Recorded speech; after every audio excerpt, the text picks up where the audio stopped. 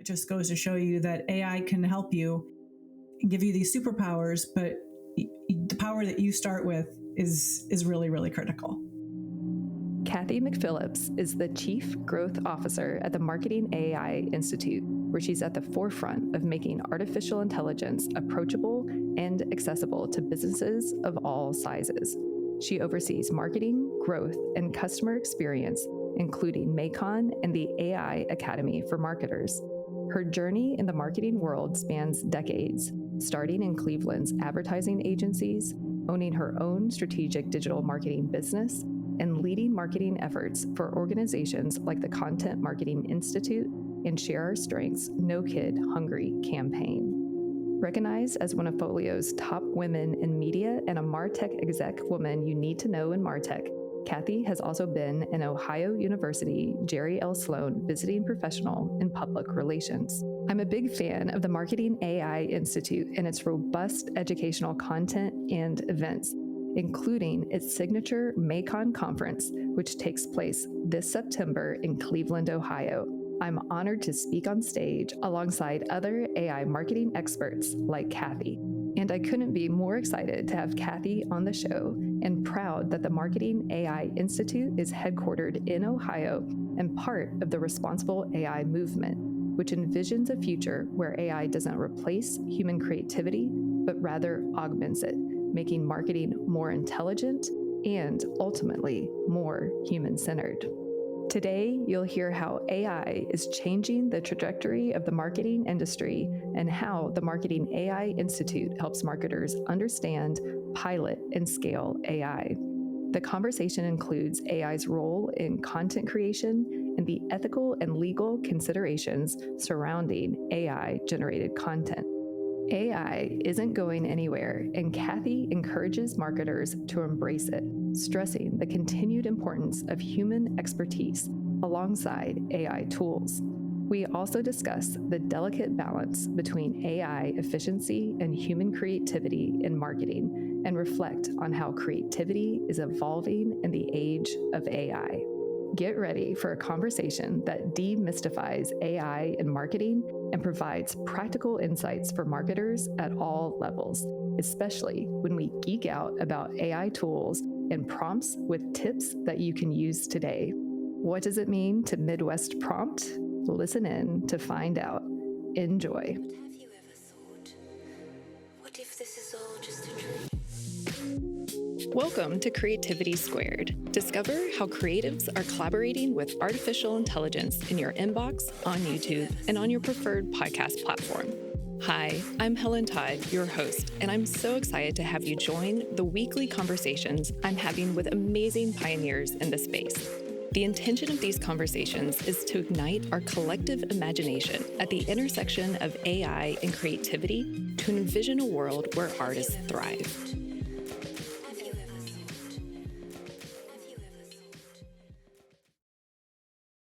Cathy, welcome to Creativity Squared. It is so good to have you on the show. Thank you. I'm so happy to be here. I know we've been planning this for a few months now. Yeah, well, and I had to look it up before we started recording, that it's been almost actually a year since we've met at Dooley Social Studios AI event last year, where we were both on stage. And I really, really enjoyed your presentation. And I'm a big fangirl of the Marketing AI Institute. So it's such a pleasure to have you on the show and dive into all the topics that you guys are working on over at the Marketing AI Institute. Yep, absolutely. So for those who are meeting you for the first time, can you share who you are, what you do, and a bit of your origin story? Sure. So I just had my 3-year anniversary here at the Marketing Artificial Intelligence Institute. I head up growth, which includes marketing, a little bit of sales, customer experience, growing our programs and our events. And I come by way of 2 agencies in Cleveland. I worked at right out of school. I went to OU, and then I started my own business for about 13 years. And a lot of my clients from the agency, as they were leaving their companies, called me and said, "Hey, can we give you some contract work?" And I was like, "Oh my gosh, I've got a business." So that grew over the course of about 13 years. And then in 2012, I met Joe Polizzi. I'm not sure if you know Joe, at the Content Marketing Institute. here in Cleveland as well. And I headed up marketing for the company, big event content marketing world that took place in Cleveland. And then Paul's been a good friend of mine. Paul is a CEO of the Marketing AI Institute. And he and I were talking one day, and here I am. Amazing. Oh, and I didn't realize it. I actually own one of his books, The Marketing Blueprint, and I didn't put two and two together until just like last week that they're one and the same person. Yes. And the thing about that is that's kind of how the Marketing AI Institute started, was that Paul was just trying to find efficiencies in his agency, because he owned an agency for 16 years. And, how could he use AI and other technologies to help streamline some of his processes, the RFPs, the reports, all the things that are repetitive, et cetera. And where could AI fit in so his team could be more productive, creative, all of the things we love doing. Yeah, and he's been in the AI space a really long time. But I know when we chatted last year, that chat GPT moment was a really big game changer for your institute, as it is with, I feel like, all AI in the world. But can you kind of tell us the difference from the seat that you sit? What kind of happened before ChatGPT and what's happened since its launch for you all?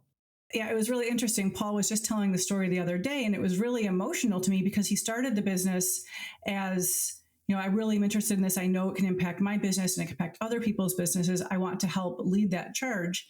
And then it was just very, very slow and steady. He was going out to people that he knows were really smart and saying, we have this opportunity. And it's like, no. So it was a real slow build. And I started in 2021 and it was still like, okay, we can do this. We can do this. Can we do this?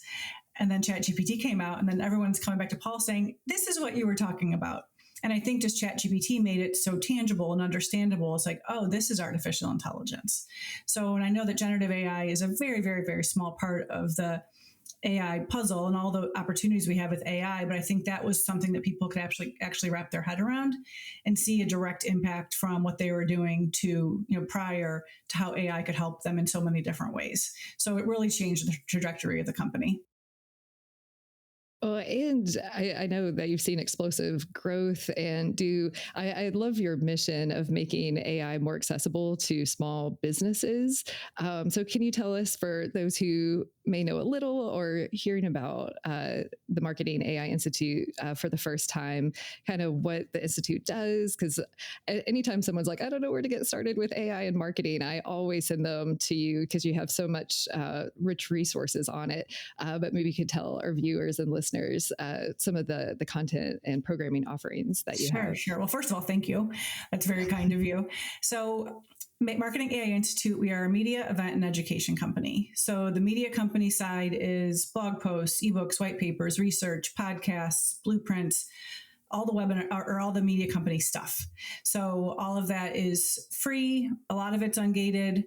And then there's the event arm, which is we've got an intro to AI class that Paul and I do once a month. We have AI Academy for Marketers, which includes a piloting AI, scaling AI. So depending where you are in your AI journey, we have a course for you. And the intro class is free. And it's a great place for people just to come and learn. And if that's the only thing they do with us, by all means, take that hour, learn a little bit, get a little educated, and that's fine. We don't push you to, we do tell you, of course, we're marketing. We do say, here's something you could get after, but it's a very, very small part of that hour. And then our event arm. So we have some virtual summits. We just finished our AI for B2B Marketers Summit. We've got an AI for Writers Summit. We have an AI for Agency Summit coming up in the fall. And then our big flagship event is MAICON, our Marketing AI conference that's taking place in September in person in Cleveland, where Helen is taking the stage. Yes, I'm very excited. I wanted to go last year, and a few friends went, and they just like raved about how great it was, and that they couldn't see how it could be topped this year. But looking at the lineup, there's a lot of speakers that I'm really excited to see, in addition to being on stage. So really great event. And for everyone who's interested, I'll be sure to include all the links to everything that we mentioned in the dedicated blog post, which we'll link to in the description. And this episode is coming out on June 27th. And I think there's another webinar coming out, the 5 Essential Steps to Scaling AI, that's released the same day. So I want to give you the opportunity to plug that too. Oh, thanks. So we started piloting AI, which is an 8-hour course, pre-recorded, that people could take at their own pace, just kind of giving you the frameworks of here's what artificial intelligence is, here's how it impacts you as a marketer or business leader, and then goes through how to identify where AI is right for you, goes through some different use cases, whether you're in advertising, PR, communications, analytics, sales, and giving you some ways that AI could immediately help you, or give you some use cases to kind of get your mind thinking about where it fits best for you.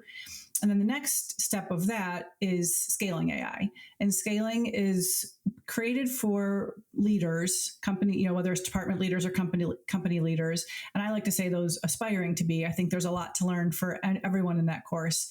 And it's the next 8-hour, I think this one's actually like 6 hours, but 6 hours of content saying, okay, you want to build a generative AI policy, you want to build an AI roadmap, you want to onboard, this tool. How do you do that? How do you identify which tools to be using? And I'm really, really excited because I went through it all a few weeks ago when I was, editing the videos, doing some work in one of the tools that we use. And I was like, I want to go back through this as a customer because there's just so much stuff in there. How to prompt to get this outcome, how to do this, and ways to use AI, almost compounding AI, use this tool for this, and then take that output and put it here, and take that, it's just like, there's so many ways to use it that, we're just scratching the surface. So it's exciting to see, how we can get our brains going a little bit more. So that webinar that day on June 27th is going to be Paul going through a very practical, tactical, useful webinar saying, if you're ready for that next step, our Scaling AI course is going live that day. Very cool. Well, I looked at the agenda items on it, and I want to take it as a customer to just soak it in. And one reason why I send everyone to you, is like a marketing background. It's like, I want to create all these courses, but you guys are already doing it and really so prolific in all of your content. So I just send them to you all since you really have it covered when it comes to marketing and AI. And one thing that I like about your tagline is like more intelligent, more human. And I was wondering if you could kind of expand on that, what that means to you all.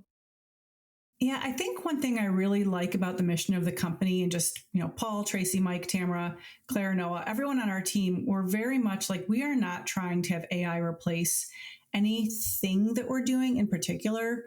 We're looking AI. We want AI to augment some of the things that we're doing so we can actually be more human, so we can be more creative, so we can do the things we really love doing. We don't advocate for companies using AI to cut their headcount in half I think that's going to come back and bite them. I feel like AI, there's so many ways that AI can help us in our jobs. There's ways for AI to help us shut our computers at the end of the day so we can go outside and be in nature and do things that we love doing, spend time with our families. That sounds really hokey, but it's really true. Like, let's find the ways we can use this for good and use this to make ourselves really happy, take away some of the rote, repetitive things we don't love doing, and put it and let us use our energy for good. So I think, we can use AI to focus on us being more intelligent in certain ways so we can be more human in other ways. One example that I have is our event. So we have all these systems and processes as far as our email distribution, promoting the event. But the most impactful way for us to get people to attend our event is me spending hours and hours and hours doing individual outreach to people that I know. And I'm saying, Helen, here's why you should be here, because I know you're working on these 2 things. We're going to have these sessions that you could get, you'll get the value of your attendance by attending these 2 sessions. Or I just want to see you. I haven't seen you I haven't seen you since last year. And they're genuine emails from me. And that takes time. So by using AI to do other things, it's affording me the time to be able to do what I really love doing. And that's doing that outreach to people saying, I can't wait to see you in September. And it works. And it's not disingenuous, but it works.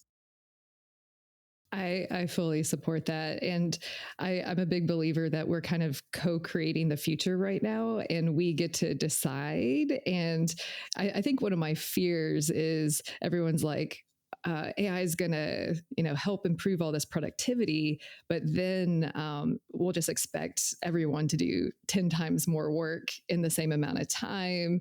And, productivity has increased over the years, but are we vacationing more right now? I think there was some economists, what was it, in the 20s or 30s, that's like the people of the future, their biggest problem is going to be, what are they going to do with all of their leisure time, which really hasn't come to bear. So it's like, we didn't really get it right the first time. Can we really get it right this time with the intentionality of how we're using these tools so that we can get out and do more things that we love? So I'm on this train with you all to co-create this future. Hopefully this young generation, I have two 20 something year olds, and they are very much of, we are going to work and we are leaving. So maybe between the combo of their mentality, their mindset, and AI, that maybe will actually come to fruition. Yeah, that's great. Oh, and one thing too, I wanted to make sure that we talked about on the show is, I'm based here in Cincinnati. You are in Cleveland, and there's this whole responsible AI movement and a lot of just excitement and activities happening here in Ohio. And I know a lot of people may not realize everything that's happening. So I wanted to kind of take a few minutes to really discuss what's happening in the Midwest, but specifically Ohio. So I want to kind of get your feedback on what you're seeing from the seat that you sit.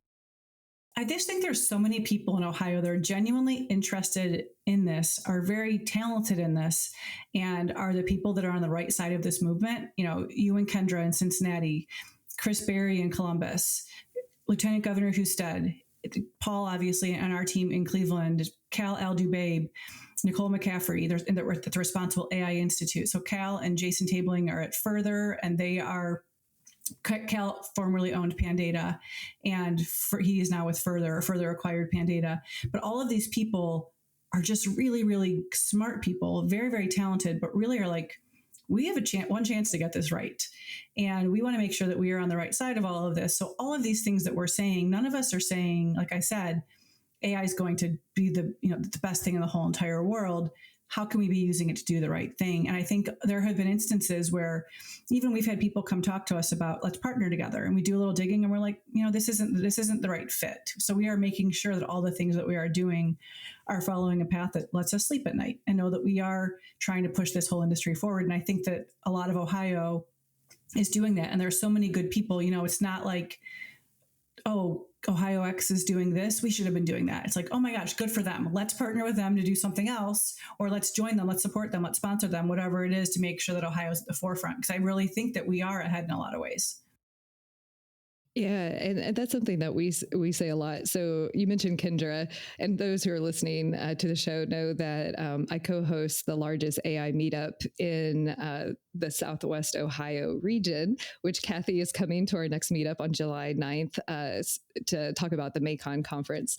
So if you want to see her in person, open invite. I'll put the link to that too. But we also have in Cincinnati, the University of Cincinnati, which has the Digital Futures Building, where we co-host our AI meetup. And that's $100 million investment in the Innovation District here in a multidisciplinary building. And we have Dr. Kelly Cohen, who has been a responsible AI leader for like 20, 30 years. So we have that.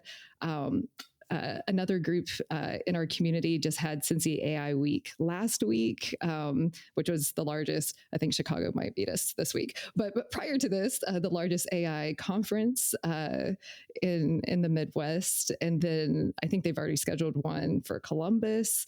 Intel is putting $20 billion into a chip factory. So there's just a lot happening that's really exciting. And I'm really proud that we're kind of leading this responsible AI movement. And I've said before, the whole move fast and break things has like broken society on the coast.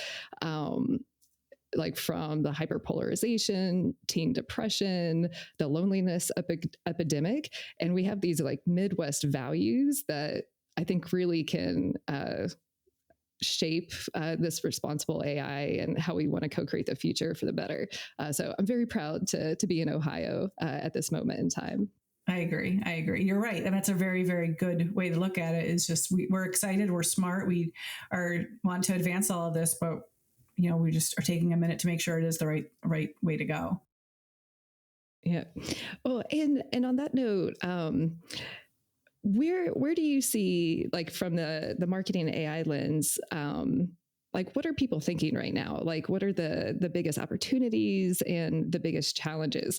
Because I know we get hit with like a slew of news, it seems like every day, of what to happen. So what are you kind of seeing, both on the biggest opportunities and the challenges as you're talking with marketers in the B2B space? Well, it's interesting. I'm on this weekly Zoom meeting with a bunch of marketing leaders. And every week it's like really, really deep conversations about go-to-market strategies, just big overarching marketing issues within a company. And they're very strategic. They're very deep conversations. And a few months ago, the person asked me, who was in charge of it, asked me, can you come on and talk about some of the tactics you're using for your podcast production and things you're using at the Institute? And I was like, it's just so basic. It's a little daunting to talk to your peers. You're who are at that level in marketing. And he's like, could you just do it? I'm like, well, I'll do it for like 30 minutes and we can talk about other things for the last 30 minutes. Of course, me, doubting myself. But so I was going through it and they were like, whoa, slow down. And I was like, oh my gosh, you guys, this is really the most basic stuff.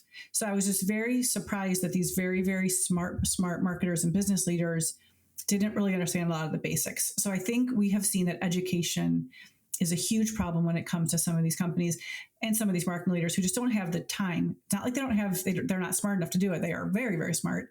They don't have the time to invest to learn about it. So it's kind of become, it's just getting put on the back burner. But as you know, AI is not going away. So they really need to step up. So I think an opportunity is that we just need to get some of this free content, free marketing, or, free courses that we have out to these folks and saying, just invest a little bit of time. And to your point about, just how can we stay on top of things? I actually posted a LinkedIn post a few days ago about I time block. I block a few hours a week so I can dive into new tech, find some new use case, take my new use cases, dump them into these new tools, compare it to things I've been doing, or find something totally new. And then I get on each morning and I talk to some people. I'm in a few different Slack communities, including ours, where I'm reading some things, trying to learn some things. And then I'm listening to our podcast. I realize that I don't need to be an expert in artificial intelligence to do my job. I just need to know how AI can help me at my job. So I can't be all things. So what I need to be is I need to be in charge of growth for our company. So if I can just dedicate an hour to listening to Paul and Mike each week, because let them do the legwork, let them spend, hours and hours and hours curating the podcast, curating these articles, curating the news, telling me why I need to, what it is, why I need to care. I can get it all in a week. And certainly I do have to read some more things just based on the company I work for. But generally speaking, I can keep up pretty fairly with just listening to the podcast. So it's just prioritizing where I need to be spending my time. And where I need to be spending my time is implementation and less on knowing all the ins and outs of artificial intelligence. Yeah, and I'll be sure to link to that because I'm always impressed with the news coverage and the depth of coverage that the podcast covers too. And again, it's like, man, should I be doing that for my show? It's like, no, they've already got it covered, so I'm gonna stick to my lane. And in the deeper conversations, because our viewers and listeners are from the whole spectrum of the AI curious, and this is a safe space to kind of listen and learn a little bit, to the more advanced AI users. And it seems like some topics that are kind of top of mind right now are, Google's AI summaries, how that's going to impact search.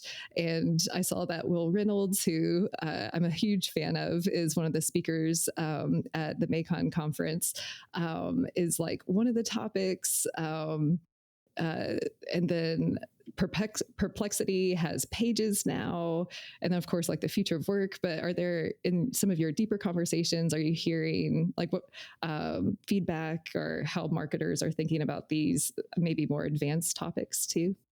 Well, I think that's one of the joys of having MAICON, is because we're a team of 7 people.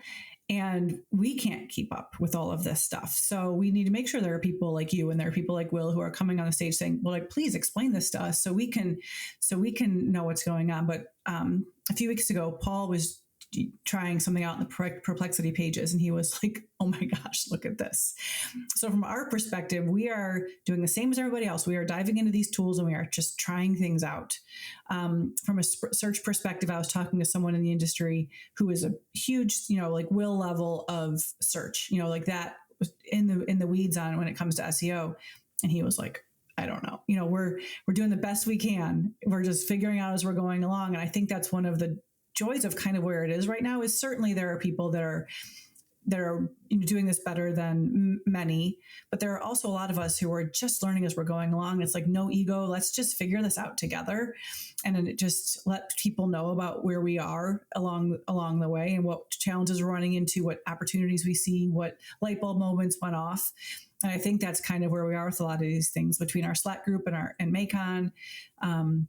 It's in even our team meetings. It's like, we're talking today about a GPT that Paul built over the weekend. So it's just fun to keep learning. Nice. Yeah. And I find some comfort in that because it's like, I feel like I try to stay on top of all the news as much as possible with my show, but still it kind of can be overwhelming. So I hope some of our viewers and listeners find comfort too, that we're all in the same boat together as we're navigating this wild new AI world that we're all navigating together. And I do like your framework. If you're willing to share a few of the tips for our listeners, maybe like a teaser for your AI 101 course on like how to start thinking about marketing and AI and what the components are of, for those who haven't started, are very into maybe haven't just played with ChatGPT or haven't even touched it. Maybe you could give a few pointers to our listeners and viewers too. Sure. So this is Paul's work. So I'm just going to share a few things, but no, it is Paul Reitzer's part of his presentation. But he talks about two different things. There's a problem-based model and there's a use case model.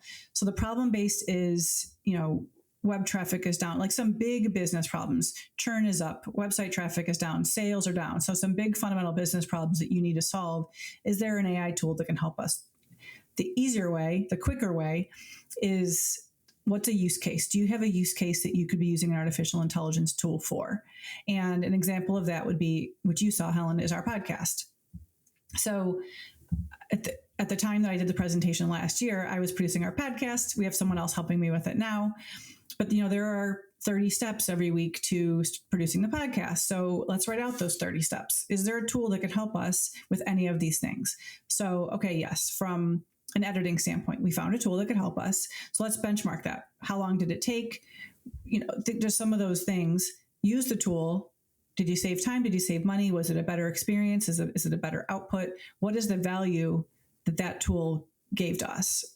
And then was it easy? Was it easy to train? Was it easy for us to train ourselves on how to use it? Was it affordable? All those types of things. And then once you can identify a use case and you have you do a pilot program, then I could go back to our leadership team. If I was in a position that I needed to get someone to approve it, and I would say, okay, here's what I did. Here's what the outcome was. Can I do more? Can we train the rest of the team on this? Can we buy the paid version? Can we, all of these different, what's the next step? But starting with something tangible, a use case, versus finding a cool tool and saying, oh, what could we do with it? Start with the use case because you're going to get a better result. I love that tip. And I guess on that front too, it sounds like your approach, at least at the Marketing AI Institute, is that everyone's kind of empowered to start using AI themselves with their own use cases and then bring it to the broader team. When you're consulting with companies, whether agencies, since we are at the intersection of creativity and AI, to any type of business, is that your general approach, or is it just kind of custom to each company and their AI policy and needs too, or the size? Yeah, it's definitely dependent on the company, because if you have HIPAA, if you're in healthcare and you have HIPAA, if you are in financial services and you're regulated industries, there are so many things you need to take into consideration when you're thinking about an AI tool. If someone from a healthcare system is using an AI tool to analyze data versus an AI tool to rewrite a press release and use it to create social shares. Those are two very, very different experiences within that organization.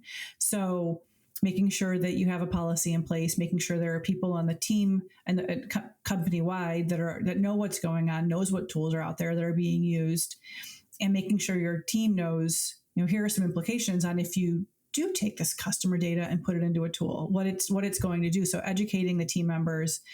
And someone like us, we're, like I said, we're lean, we're agile, we can move quickly.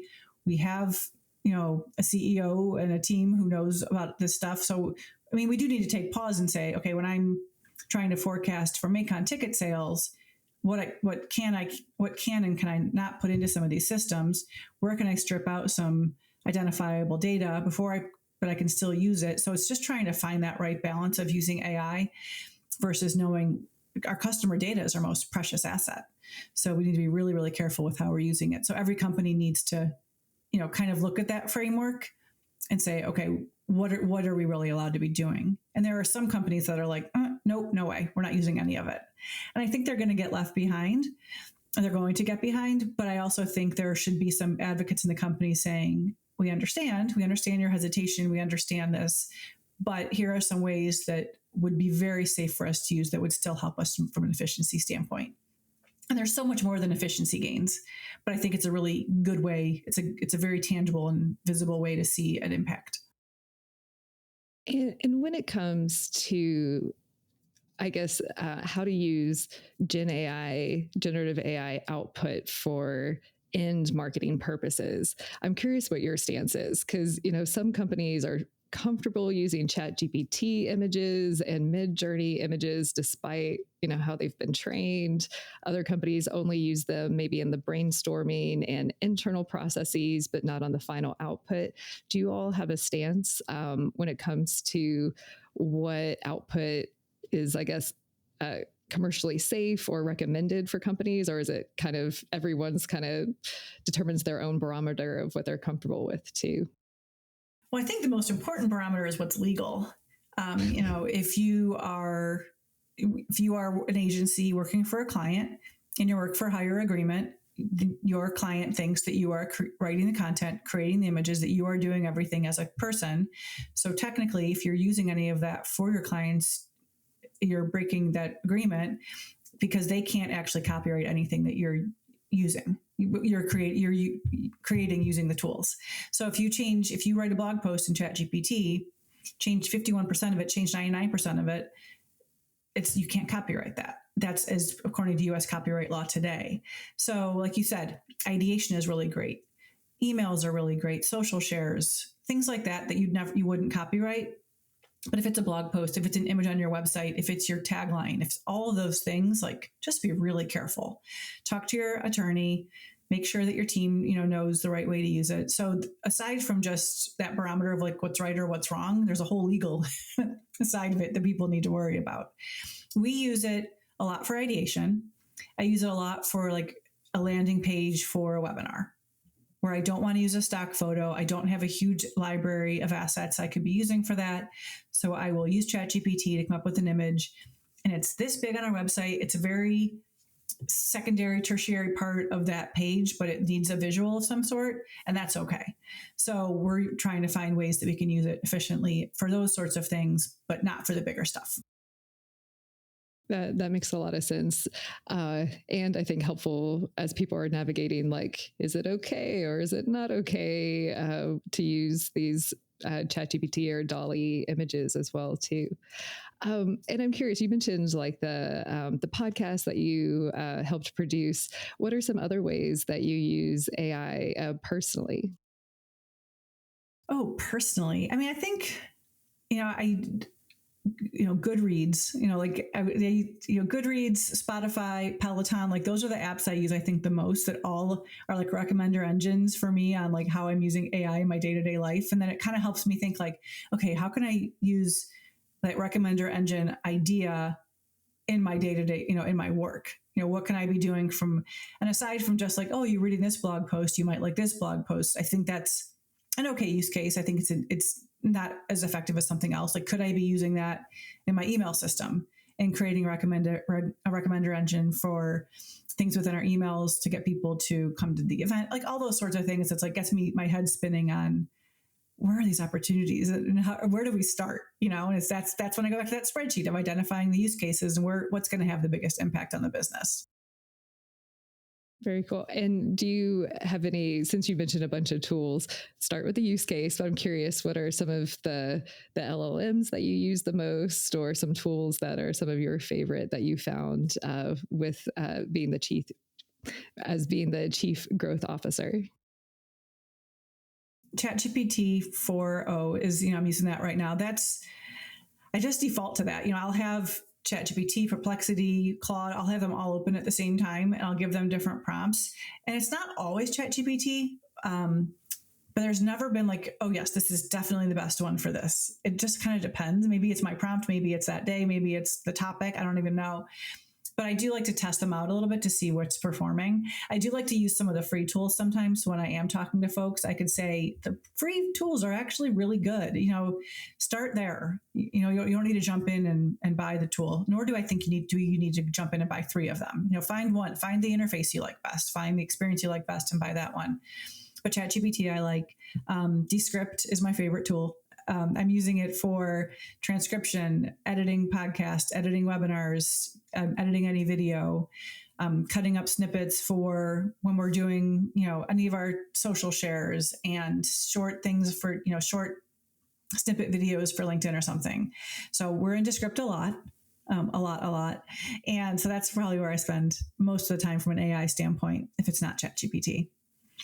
And then there's tons of others. I mean, I could go on, I could be a whole hour podcast of just the tools that we're using, but Opus Clip is one that we've been using a lot to get some short form videos. Because again, it's just me not having a big video, experience. It's just been great for me to be able to use some of these tools to fill a knowledge gap for me. And the more I use them, I actually am getting better at video. So it's taught me a lot of things, but it helps me, when we need to get something out quickly, these tools are there to help. And not always are Opus Clip, for example, you'll get 10 to 12 outputs from one 60-minute video. They'll give you 10 short vertical videos for YouTube Shorts, Instagram Stories, TikToks, things like that. And I would say of the 10 to 12, probably 6 to 7 are ones that we'd actually use. So they're not always right, but it gives me something, so we don't use them all. So, but it does, more than half of them we use in some capacity.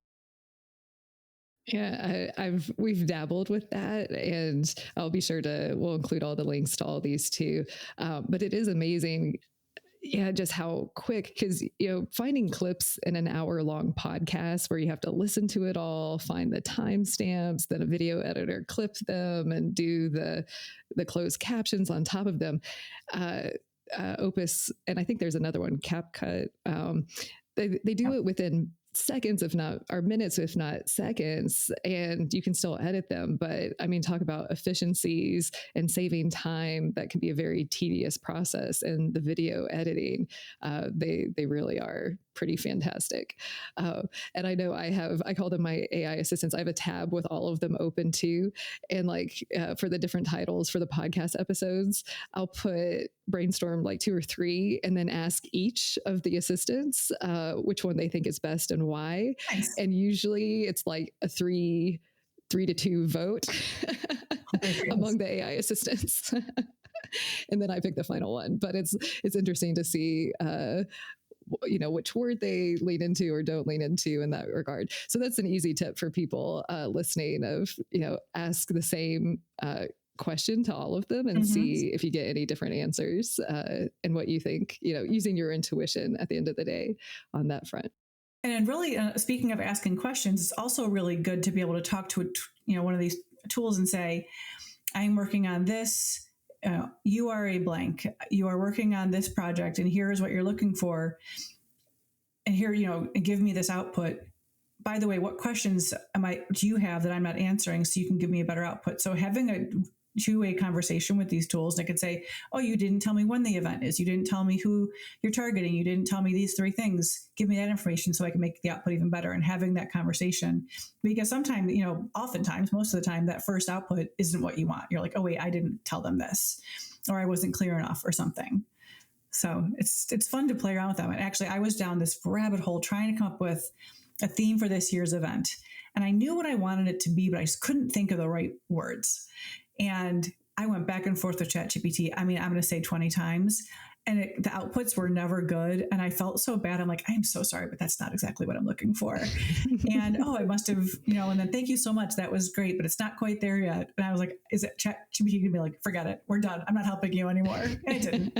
But it was just funny about how I was so worried about offending it and like having it like not give me any more information. So that's funny. I actually got to do a Q&A with Professor Dekai, who's a luminary in the AI space as well. And one of the things that he had said of what to do with these AI chatbots and whatnot is to be nice to them, because as we're interacting with them, we are training them the human component. So I know I always say please and thank you unless I'm like really short of time, because we're training them on the politeness and the good side of human behavior and interacting with them. So that was one tip, is to be nice, to be nice when you're interacting in these conversations. I call that Midwest prompting. I love that. I'm going to borrow that and give you credit whenever I use it.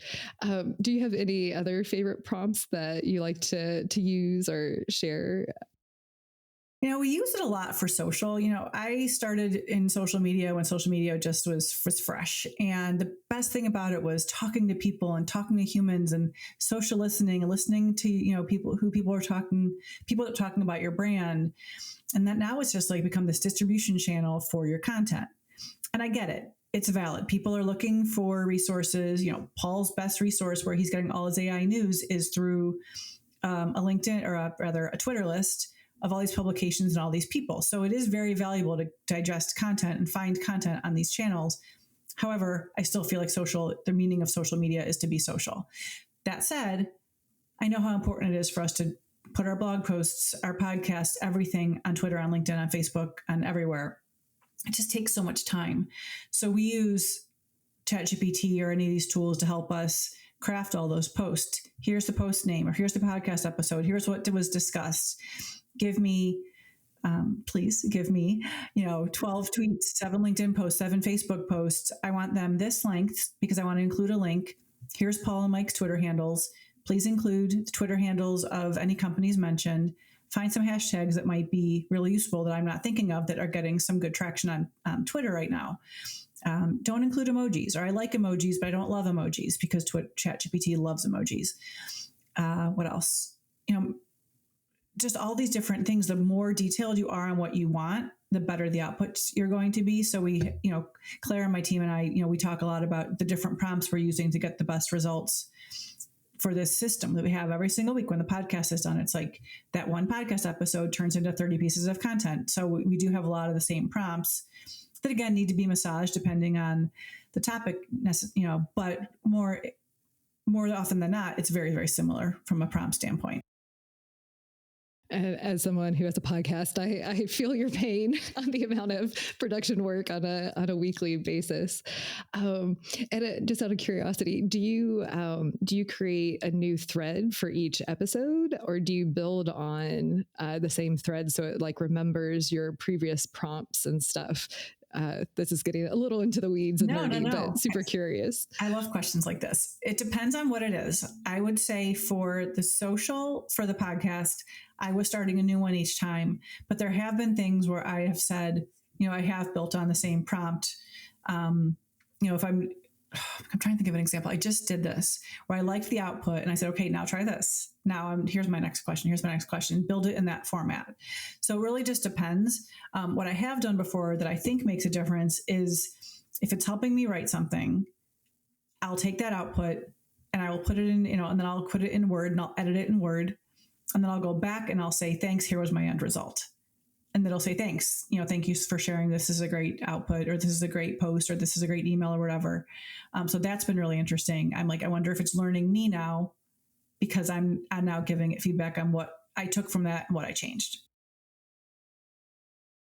I do. I haven't done that, but I'll try it maybe with your episode. One thing I do, because for each episode, I do a pre-recorded intro and I take the transcript, which I know my podcast agency uses Descript a lot. We actually use Otter for the edit. So I'll take the audio file, put it in Otter, and then do the edits there so that they know what to do. So I'll take the transcripts, the bio, and as much as I can get from the company and put all of that. I actually use Claude for this piece. And then I have a few pre-recorded intros I really like. I was like, here's all the information you need. Here's a pre-recorded intro to model it after that I like. Take all this information and now do the output. And it really saves a lot of time of like, could take me anywhere from, a couple hours to do this. Now it's an hour or less with the help of that and just having example text for it to model off of is really nice to use too. Yeah, absolutely. And I have done something where I've written an email and then the next week we want to resend it to people that didn't open it or people that did open, depending on what we're trying to do. And I have put it through the tool saying, can you revise this for me? And I'll say, put it from, I have enough published works online and now enough published works in ChatGPT that I can say, don't forget, this is coming from Cathy. And it sounds like me. And it's crazy. And I've tested it saying, okay, make it sound like Paul, make it sound like Mike. And it does. It's pretty fascinating on how much these tools know, these models have been trained on all these different works. Yeah, it's fascinating. Well, and I'm super curious about the custom GPT you all are using, because we've started dabbling with it a little bit for Creativity Squared, but I've been traveling so much doing this conference circuit this spring that I haven't really got to spend so much time on it. But I'm curious how you all are thinking about custom GPTs or Paul's experiment with it. It's fresh. So I don't have a whole lot to share on that yet, other than the fact that Claire on our team has developed a few GPTs for our podcast and for social media. Paul is doing one now based on the Scaling AI course that he just did. And actually our team, we were going to do a hackathon one day where we all had to learn about GPTs, custom GPTs, and go build a use case for our company and come back. And we were going to kind of do like a little show and tell type thing. And then AI doesn't stop moving, so we haven't had time to do it. But it's on our list of things to do. So I'd love to share more about that after it's done. But we're just tinkering. We're still in that early stage of that. But I think there are some really, really valuable use cases, especially for the things we're doing, like you said, on a week by week, day by day, month by month, whatever that cadence is, basis, that these GPTs are there to help us through that process, make it even more efficient. I find that very comforting that you're tinkering too, because I feel a little behind. I was like, I should already have a custom GPT for Creativity Squared. So, and it's funny, a guy on my team, which I'm very proud that he took the initiative, went through all the Otter transcripts and created one, because I was like, we need to make it easier to navigate on the blog. And he put all of them in there and started interacting with it to come up with themes. I was like, that's great. You took initiative. That's such a clever way. And then the content creator in me was like, man, anyone could take any of the transcripts from the podcast and do this themselves. And I don't know how I feel about that. Like it's going to happen. It's going to be inevitable unless even the coding on the websites can prevent the scraping, but not really people copying and pasting from the website to like start interacting with my content. So I'm like, part of me is like, but the other part of me is like, just embrace it and figure out how to still add value, and where a potential custom GPT, if I make it public, like where can it really add value that someone else just can't do? I don't know. Have you like had those thoughts as a content creator on your side too?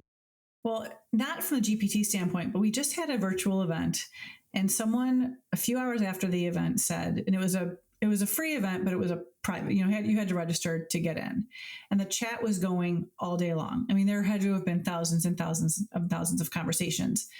And a few hours later, someone who I know really well, I like, trust, respect, everything, said, I used an AI and I took the whole entire chat transcript and I put it here and I'd like to share it with everybody. And I was like, wait, I don't know if I want that.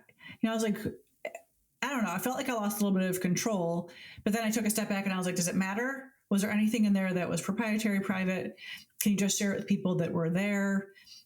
What if it got out? I don't know. It was just kind of gave me pause, like, gosh, what a great use case. But I don't know if that was the intention of it. We did the 4,000 people who registered for this event give the authorization for us to use this chat in any way. So it just made me stop and think for a second. So I just said, please don't for right now. I really need to think this through. And he was cool with it. Well, it's good that he reached out and asked. So if any of our listeners do this, yeah. Right. Because I know from the consumption standpoint, like I'll put in PDFs into the different LLMs depending on how large it is, because some of them can handle different files. And one prompt I like is, give me the 20% of this PDF so I can understand the 80% of it. And it more or less turns whatever the content is into like a quick cliff note. So I can like just scan. And then if I want to do a deep dive, I can find the sections in that. So it's like, I love doing that, but do I want people doing that to mine? But it's like all for personal use and education. And I'm not taking that and publishing it and, profiting or, not giving credit or anything like that too. So it's very interesting waters because I think it's going to happen. So we should just all, I guess, be intentional at how we're doing it, making sure we give the creators credit and get permission when needed and stuff. Well, Mike does that with the podcast each week.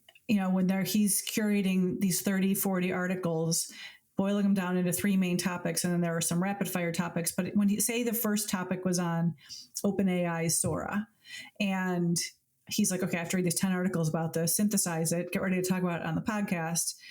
But at quick glance, he was like, Sora is, I guess, an easy one to understand, but say it wasn't. He could take these articles, put it into one of these GPTs and say, explain to me at a 9th grade reading level what Sora is. So he gets that output and he's like, okay, now that I understand that, I'm going to go back and read the articles now that I understand what it is. And it helps him understand the articles more.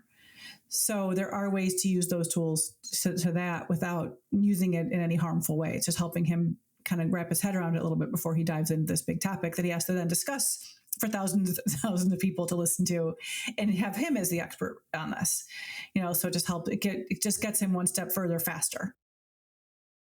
Yeah, I love that.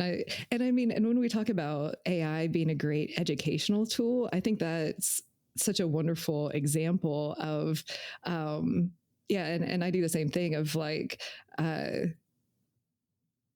summarize it in a way that I can understand and help me prep for whatever I need to do. And it kind of just condenses the learning or speeds it up much faster at whatever level, whether 5th grade, 9th grade, AI marketing expert speak or whatever. Right. So I think that's really great. Well, it is so fun nerding out with you about all things AI and marketing. I feel like we could spend hours just sharing tips and stuff. So hopefully our listeners and viewers are enjoying some of the tips being shared. But before we hop off, because I know we have a time limit, I guess 2 last questions. You've been in the marketing and content creation space for a long time, and this show is at the intersection of AI and creativity. Has your, I guess, view of creativity changed at all with AI, or how do you think about creativity in your creative process? Is it any different with AI, or just kind of curious your thoughts on creativity in relation to AI these days? Yeah, I think it's made me have a really, really deeper, which I didn't know was possible, admiration of creativity and appreciation of it. I feel like these tools can give us so much content, but it's up to us to really make it creative and make it ours and make it the right tone, the right voice, the right image, the right everything. And I don't think AI is there yet. I think we need humans to differentiate. I also think, if you look at the ways that people on our team are using some of these tools, some are better at certain things than others. I've used the example before that Clara and our team came in with video experience. So she took over a lot of the podcast process. So I went from a novice at best video editor. I mean, I would say not like zero experience. And I was fine. It was good. It was a good podcast. It sounded good. It looked good. It did all the things it was supposed to do. But since Claire came in, there's fade ins, there's fade outs, there's images, there's quote graphics over when Mike's reading something from an article. There's all these different things. And it's just like, we need these experts. Just to, there's such a different experience with the way that she's doing it versus the way that I was doing it. It just goes to show you that AI can help you and give you these superpowers, but the power that you start with is really, really critical. Very, very well said. And one question I like to ask all of my guests is, if you want our listeners and viewers to remember one thing, what is that one thing that you want them to walk away with?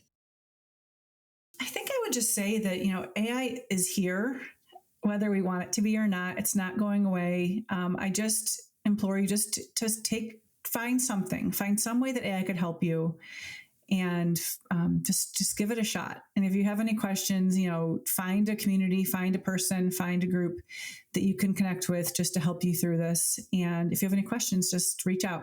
I'd love to help in any way I can. And I'm not like a big AI pusher. I would just love to help people, like you said, make it accessible, make it actionable, approachable, help people understand it a little bit. So give it a try. I think that is great advice and a great note to end the show on. So Cathy, thank you so much for your time being on the show.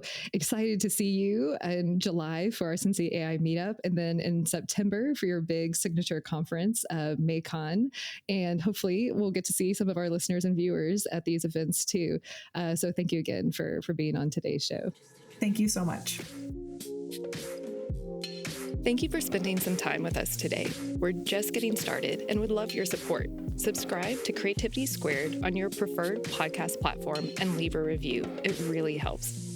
And I'd love to hear your feedback. What topics are you thinking about and want to dive into more? I invite you to visit creativitysquared.com to let me know.